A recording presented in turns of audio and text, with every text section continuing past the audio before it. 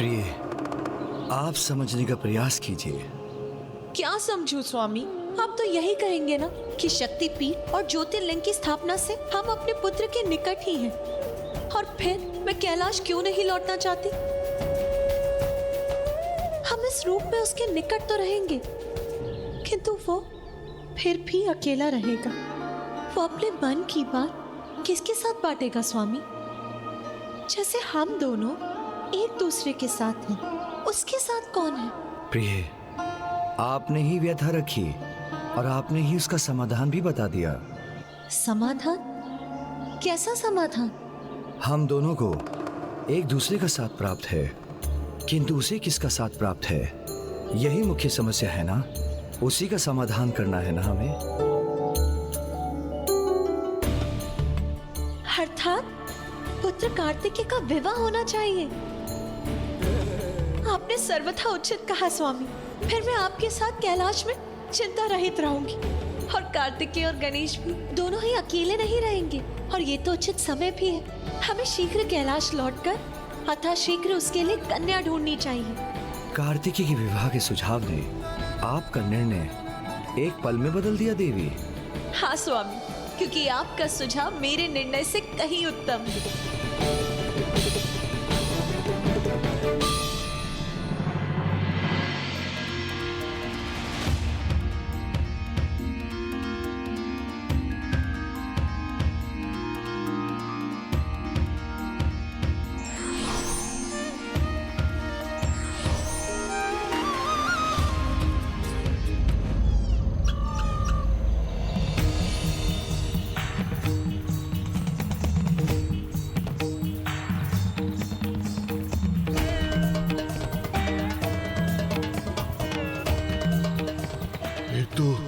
समस्त भूपालों के स्वामी वीर राजा दुर्योधन के धराशायी होने पर वहां बिजली की गड़गड़ाहट के साथ प्रचंड वायु चलने लगी, धूलि की वर्षा होने लगी, वृक्ष, वन एवं पर्वतों सहित सारी पृथ्वी कांपने लगी।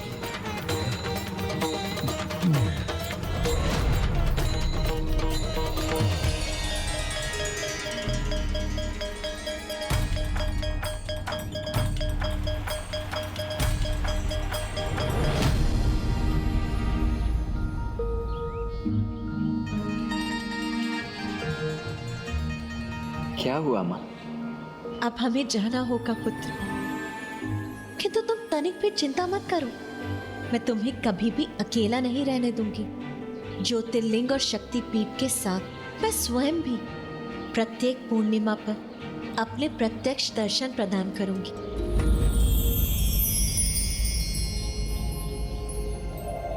और मैं प्रत्येक अमावस्या के दिन आप दोनों को अपने माता पिता के रूप में पाकर मैं धन्य हो गया। मैं किन शब्दों में आप दोनों को धन्यवाद करूं? कृपा कर मेरा नमन स्वीकार करें।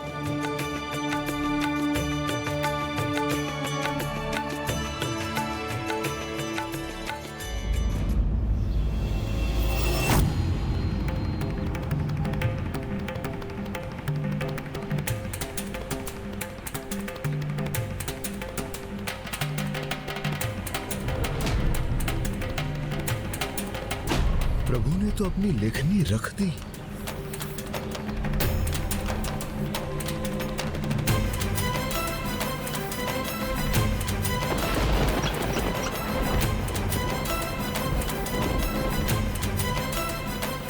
प्रभु गजानन, आप उठ क्यों गए? मैंने कहा था ना ऋषिवर, जैसे ही आप बोलना समाप्त करेंगे मैं लेखन रोक दूंगा। उचित है प्रभु, क्षमा करें। आपको दिए हुए वचन का मैं मान नहीं रख पाया, किंतु कोई तो उपाय होगा कि आप आगे लिख सकें, अन्यथा यह महाकाव्य पूर्ण नहीं हो पाएगा। प्रभु, इसे पूर्ण करने में मेरी सहायता कीजिए प्रभु। अब तो केवल एक ही खंड शेष है। नहीं ऋषिवर, नहीं ऋषिवर, नहीं ऋषिवर।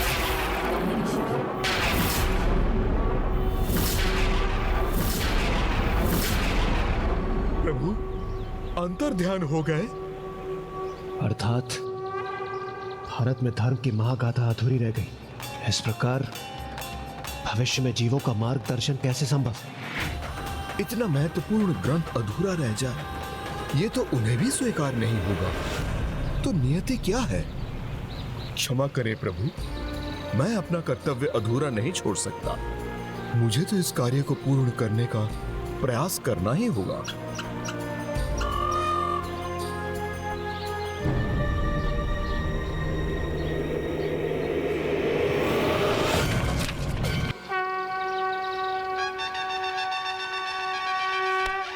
प्रणाम प्रभु।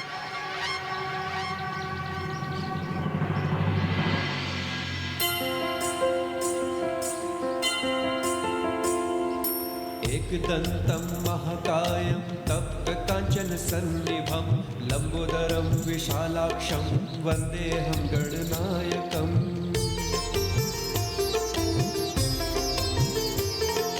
ॐ नमस्ते गणपते त्वमेव प्रत्यक्षं तत्त्वमसि त्वमेव केवलं कर्तासि त्वमेव केवलं धर्तासि त्वमेव केवलं हर्तासि त्वमेव सर्वखल्विदं ब्रह्मासि।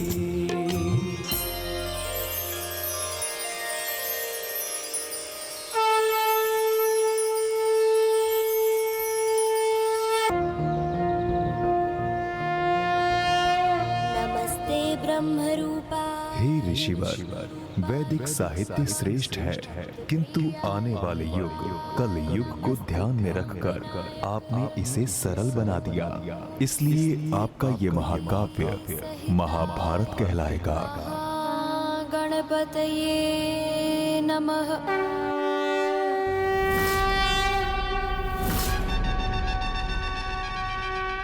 आपकी ये रचना मानव जाति के लिए मार्गदर्शक का कार्य करेगी।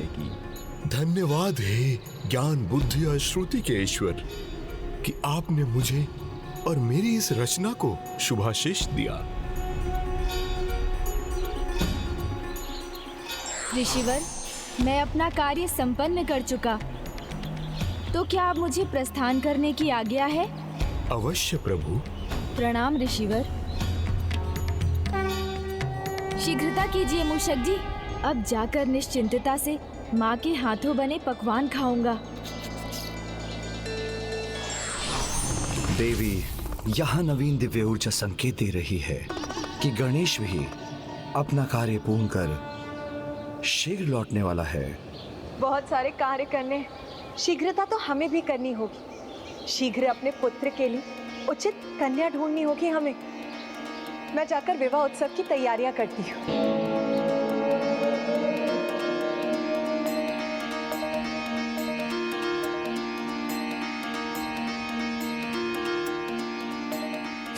गणेश जी का विवाह? गणेश जी के लौटने पर सर्वप्रथम यह शुभ समाचार मैं ही उन्हें दूंगा।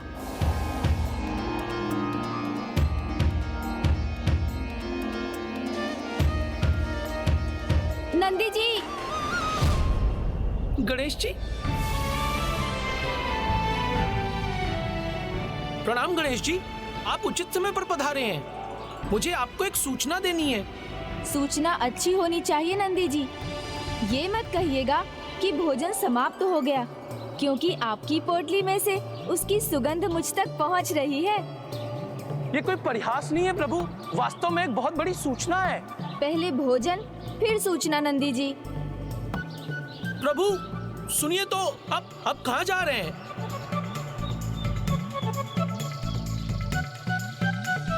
प्रभु सुन तो लीजिए, यह सूचना सुनकर आप आनंदित होकर उछल पड़ेंगे। अच्छा, तो सुनाइए नंदी जी। आपका विवाह होने वाला है। माता और प्रभु आपके लिए उचित कन्या ढूंढ रहे हैं।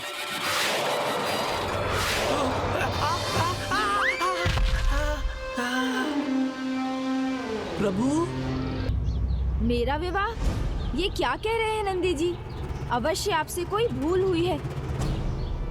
आपने ठीक से नहीं सुना होगा। नहीं नहीं प्रभु, मैंने ठीक से सुना भी, कहा भी, और ना ही कोई भूल हुई है मुझसे। ये तो शुभ समाचार है प्रथम पूज्य। मैं समझता हूँ प्रभु, इस शुभ समाचार को सुनकर तो किसी के भी मन में लड्डू फूटेंगे। इसीलिए तो कहता हूँ कि अब मोदक खाने का नहीं, अपितु खिलाने का समय है गणेश जी।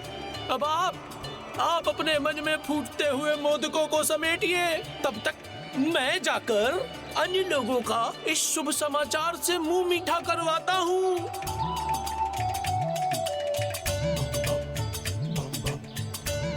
ओहो, प्रथम पूज्य गणेश जी, सर्वप्रथम आप ही शुभ समाचार के साथ अपना मुंह मीठा कीजिए। फिर क्या जाने अवसर मिले ना मिले, क्योंकि विवाह के पश्चात तो आपको वही खाना पड़ेगा जो आपकी पत्नी खिलाएंगी। आज्ञा दीजिए प्रभु, मैं आता हूँ। प्रणाम। क्या विवाह के उपरांत मैं अपनी इच्छा से भोजन भी नहीं कर पाऊंगा? विवाह हुआ और स्वतंत्रता समाप्त।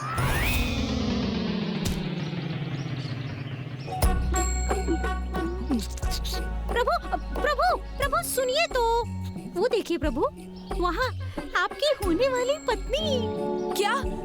कहाँ है मेरी पत्नी? मेरा अर्थ था विवाह के उपरांत वही तो होंगी ना वो प्रभु। मूषक जी, अनर्गल प्रलाप बंद कीजिए। विवाह, ये तो बहुत बड़ी समस्या है। आज प्रथम बार मुझे किसी समस्या का हल नहीं सूझ रहा। मैं तो उलझ गया हूँ। मैंने तो पहले ही कहा था प्रभु। क्या कहा था? कि मत कीजिए। क्या नहीं करूँ? यही महान कार्य। बालक हैं, किंतु बालकों वाला कोई कार्य तो आप करते नहीं। संपूर्ण संसार की समस्याएं हल करते हैं। तो फिर सब आपको विवाह के योग्य समझेंगे ना। ऐसा कौन सा महान कार्य कर दिया मैंने मूषक जी कि माँ और पिताश्री मेरा विवाह करने पर तुल गए? क्या नहीं किया है प्रभु आपने? सब कुछ आप ही ने तो किया है। दुष्ट असुरों का अंत और देवताओं की सहायता, और तो और संसार के महानतम ग्रंथ महाभारत का लेखन। तो अब आप ही बताइए, आपको बालक कौन कहेगा भला? जो हुआ सो हुआ, किंतु अब क्या करूं? उसका कोई सुझाव है? हाँ, क्यों नहीं प्रभु, मेरी बुद्धि के पास तो सुझाव ही सुझाव हैं। किंतु आपके लिए जो सर्वथा उचित है वो ये बताना और जताना कि आप एक नन्हे बालक हैं। नन्हा बालक? आपको अपने व्यवहार से ये दिखाना होगा कि आप अभी भी एक बालक ही हैं। तभी तो आपका विवाह टल सकता है प्रभु। उचित है, किंतु मुझे उसके लिए करना क्या होगा? बताऊंगा, किंतु सर्वप्रथम आप वचन दीजिए कि जो कुछ भी मैं कहूँगा वो आप अवश्य करेंगे। करूँगा, सब कुछ करूँगा। तो फिर आरंभ करते हैं नटखट बालक बनो अभियान, जिसका प्रथम कार्य होगा उत्पत्ति बनो। बालक बन के आपको ये दिखाना होगा कि आप अभी विवाह के योग्य नहीं हैं। किंतु मुझे उसके लिए करना क्या होगा? सर्वप्रथम तो आपको मुझे ये वचन देना होगा कि मैं जो कहूँगा आप वही करेंगे। करूँगा, सब कुछ करूँगा, किंतु ये तो बताइए कि करना क्या है? हमारे नटखट बालक अभियान का पहला कार्य होगा उत्पत्ति बनो।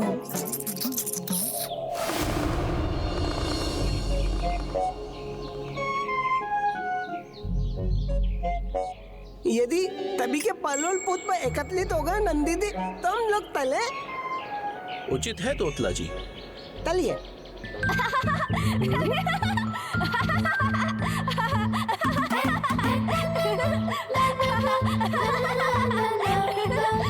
नंदी दी, ये तुम बालक है?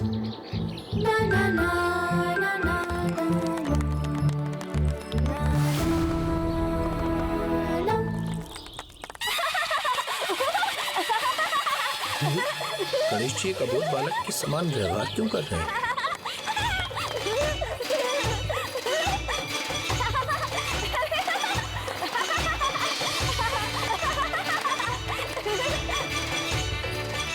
स्वामी, गणेश का बाल स्वभाव कितना मनोहर है ना?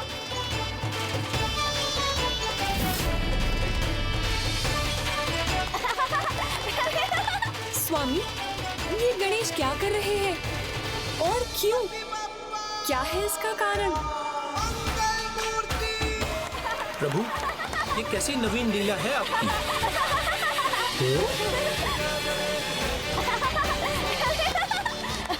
ननद दी, ननद दी।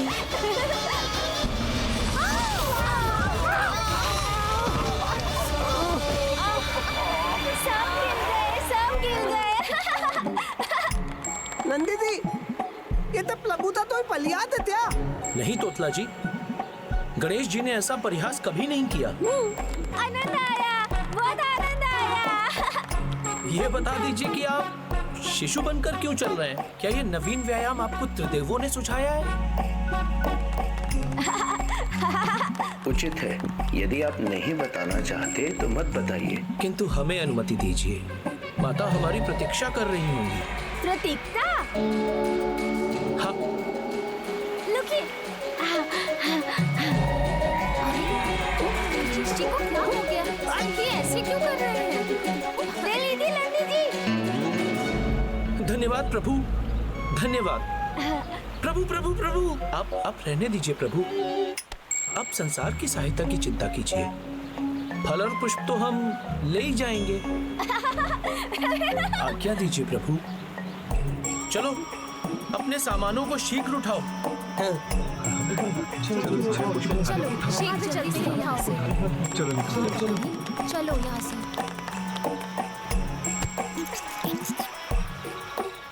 क्यों, उपयुक्त था ना? हाँ प्रभु, किंतु आप रुकिए मत, अभी कार्य संपन्न नहीं, मात्र आरंभ हुआ है।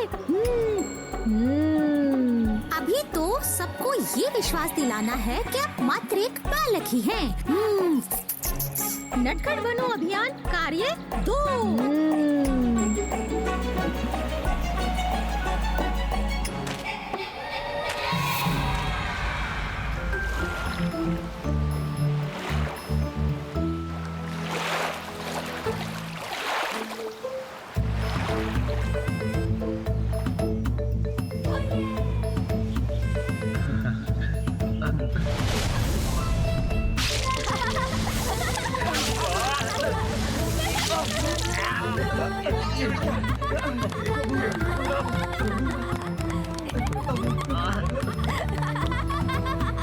प्रभु, हम सभी अभी अभी स्नान करके आए हैं और आपने हमें पुनः मैला कर दिया प्रभु। क्षमा कीजिए, क्षमा।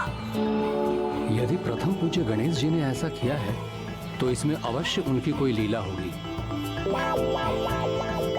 उचित है प्रभु।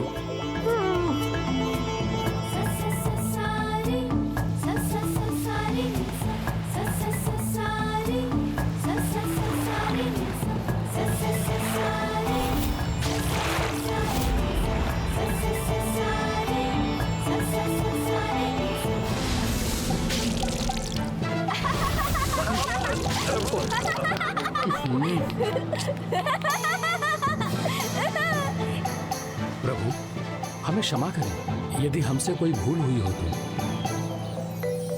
नहीं, क्षमा तले, अब नहीं करूँगा। ये गणेश जी की कोई लीला है या आज हम सभी को सताने का कोई नया नटखट उपाय सोचा है?